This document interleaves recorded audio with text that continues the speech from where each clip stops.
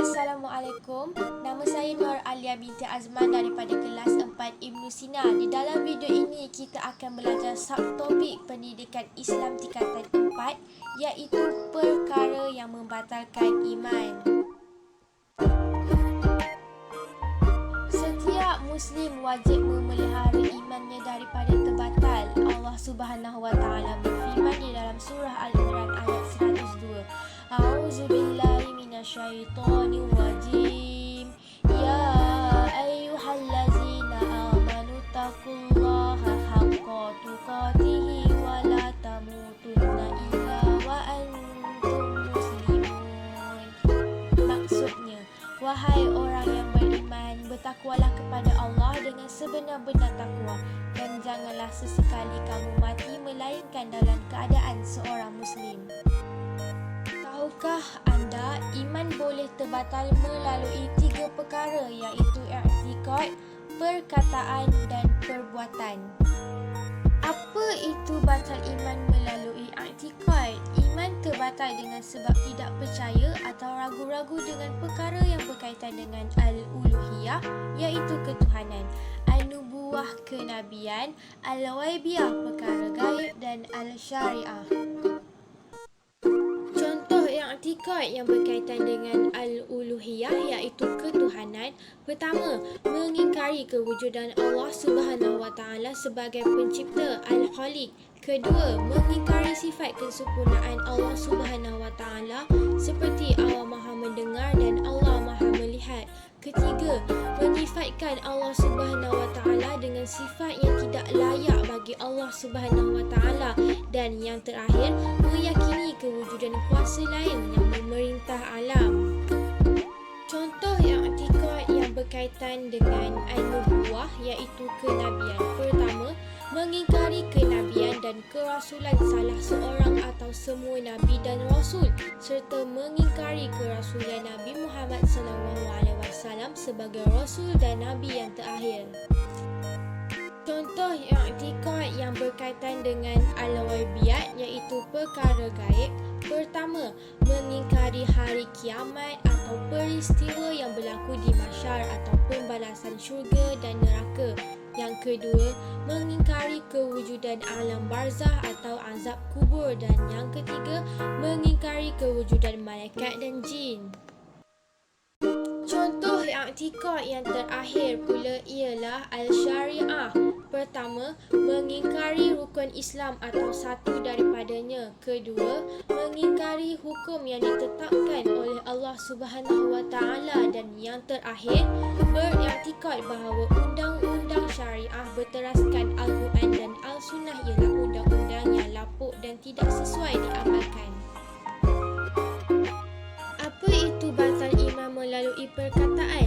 Percakapan yang mengandungi pengakuan kufur, penafian akidah Islam atau mempersendakan hukum hakam Islam.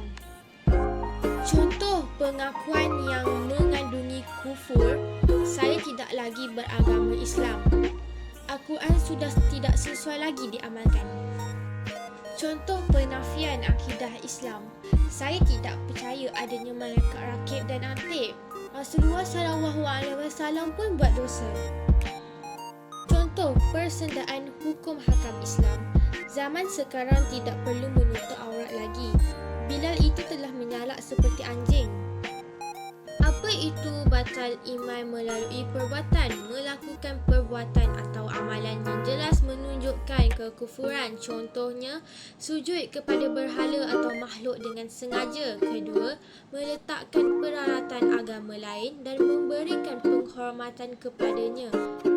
Ketiga, melakukan upacara ibadah agama lain. Dan yang terakhir, mengoyak mushaf Al-Quran atau meletakkan ayat suci Al-Quran, hadis-hadis Nabi, nama-nama Allah Subhanahu Wa Taala, Rasul, malaikat dan buku agama di tempat yang tidak sesuai dengan tujuan menghina atau merendah-rendahkannya.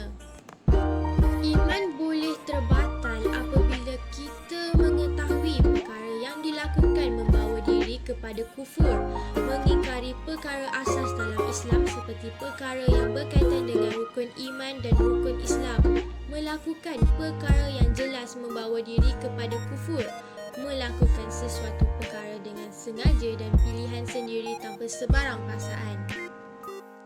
Melakukan perkara yang membatalkan iman boleh menyebabkan rosak segala amalan soleh dan ibadah yang dilakukan.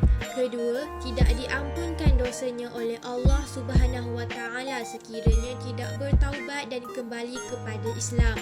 Ketiga, diharamkan memasuki syurga, sebaliknya akan kekal di dalam neraka. Dan yang terakhir, hilang hak terhadap harta pusaka yang ditinggalkan oleh keluarga Muslim. Perkara yang membatalkan iman dapat dielakkan dengan pelbagai cara, antaranya dengan ilmu. Mendalami ilmu akidah Islam supaya dapat mendalami batas-batas iman dan kufur. Kedua, sahabat. Bersahabat dengan orang soleh yang dapat membimbing diri kepada kebaikan. Ketiga, amal. Melakukan amalan soleh yang boleh mengukuhkan keimanan dan keyakinan kepada Allah Subhanahu Wa Taala dan Rasul. Keempat, kaji. Memastikan sesuatu kepercayaan dan amalan berdasarkan Al-Quran dan Al-Sunnah. Kelima, doa. Berdoa dan memohon petunjuk Allah Subhanahu Wa Taala agar sentiasa istiqomah di atas agama Islam. Dan yang terakhir, taubat. Sentiasa beristighfar dan memohon keampunan daripada Allah Subhanahu Wa Taala atas dosa dan kesalahan.